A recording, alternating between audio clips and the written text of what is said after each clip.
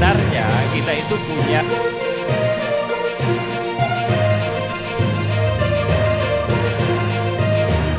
tanggapan bisa KPU Kabupaten Kota. Kalau dia pakai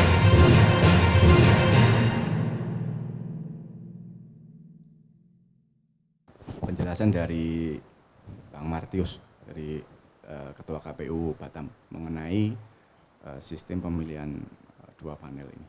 Kita kira bagaimana plus minusnya dan mengapa ini harus dilakukan langkah ini. Silakan, Bang. Baik, terima kasih ya pemirsa semua yang ada di mata Local Corner. Ya, baik seperti yang disampaikan oleh host tadi, iya sekarang lagi berembus itu untuk di pemilu tahun 2024 itu dengan sistem penghitungan dua panel. Memang ini sih kalau kita melihat berkaca dari pemilu tahun 2019 itu bukan hanya di kita di Batam atau di Kepri itu nasional.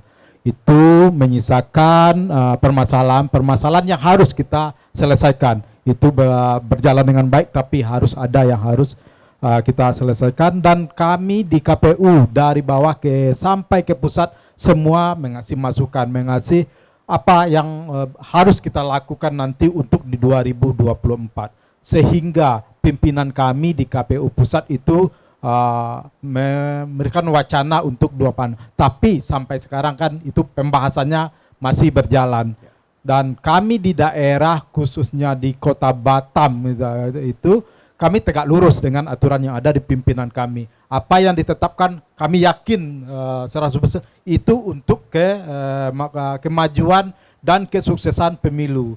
Karena memang kita melalui kajian-kajian. Semoga ini berjalan dengan baik, dan apapun nanti hasilnya pasti kami akan menjalankan sesuai yang ada di aturan. Karena di aturan itu pasti keluar PKPU, pasti ada kan keluar juknisnya apa yang akan dilakukan. Maka dari itu kami harus siap dengan SDM yang ada, dengan teknis-teknis serta pengetahuan yang kami harus jalin juga dengan masing-masing pihak stakeholder, khususnya di daerah, ya peserta pemilu, Bapak, Ibu atau rekan-rekan dari partai politik, rekan kami penyelenggara, dan juga stakeholder dari pemerintah di daerah kami. Itu Pak yang... Ya, dan apakah sudah ada misalnya dari KPU pusat pembicaraan mengambil input dari KPU daerah mengenai rencana ini? Sementara itu memang pembahasannya di pusat, kami biasanya mengasih masukan, biasa kami bilang DIM, daftar inventaris masalah, dan itulah yang dipusatkan di pusat, dan nanti kami akan menerima secara tegak lurus dari atas ke bawah, seperti itu Pak. Jadi untuk pembicaraan ini itu tidak ada, tapi DIM yang kami masukkan itu secara bottom up dari bawah, itu memang setiap hari, setiap masa kami ngasih masukan dan apa permasalahan yang ada di lapangan. Ya, mengenai ini pandangan Pak Martius, kira-kira dengan sistem yang dua panel, plus minusnya gimana itu? Ya, plusnya pasti kita akan dapat dengan baik melaksanakan seperti yang kemarin itu dengan korban ya dari KPPS itu. Terus terang kalau dengan adanya ini pasti akan terminimalisir.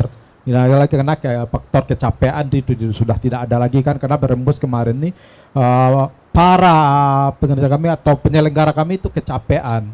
Dan juga nanti kan saya rasa sih bukan satu solusi mutlak yang ini kita lakukan, bukan single solusi. Juga ada nanti pakai sistem, ada namanya kalau di Pilkada kemarin kita pakai Sirekap ya, dan nanti kami akan menerima juga sistem aplikasi yang juga akan berjalan nanti. Tapi kembali kami akan tetap tegak lurus menunggu arahan dan kebijakan dari pusat. Ya, nah mengenai ini Bang, pengalaman mengenai kondisi TPS sebenarnya itu ada beberapa faktor. Salah satunya mungkin menyebabkan kondisi TPS yang tidak semuanya itu oke. Jadi mungkin dari panasnya segala macamnya dan menimbulkan satu tekanan yang tersendiri sehingga. Nah, kondisi di Batam sendiri bagaimana untuk persiapannya sampai ke di 2024 nanti? bagaimana? Iya, ini juga ya masuk salah satu masukan tadi, bagaimana kita membuat TPS senyaman mungkin. Ya. Dan kita juga sudah menyusun anggaran yang diberikan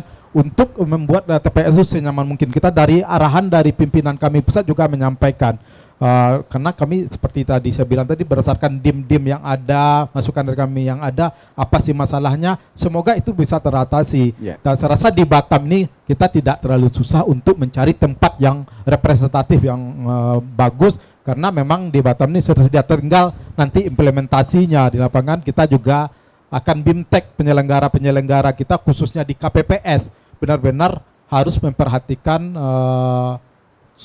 kondisi TPS-nya itu sendiri benar-benar nyaman dan benar-benar bisa menampung kita seluruh penyelenggara peserta itu. Jadi masyarakat yang datang bukan hanya penyelenggara yang nyaman itu, masyarakat yang datang itu juga nyaman untuk memberikan suaranya. Termasuk juga nanti kan juga saksi-saksi juga ada di situ semua. Dan kalau kita lihat di 2024 18 partai politik ya cukup banyak nanti yang akan duduk di satu TPS yang sama nanti. Ya, kalau KPPS sekarang prosesnya sampai di mana? KPPS itu kan berdasarkan tahapannya itu nanti di bentuknya itu sebelum hari H di sekitar di Desember gitu. Desember ya. Sekitar itu. Baik, terima kasih.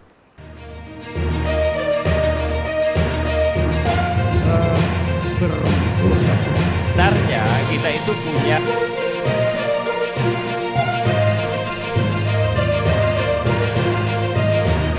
Tanggapan bisa KPU Kabupaten Kota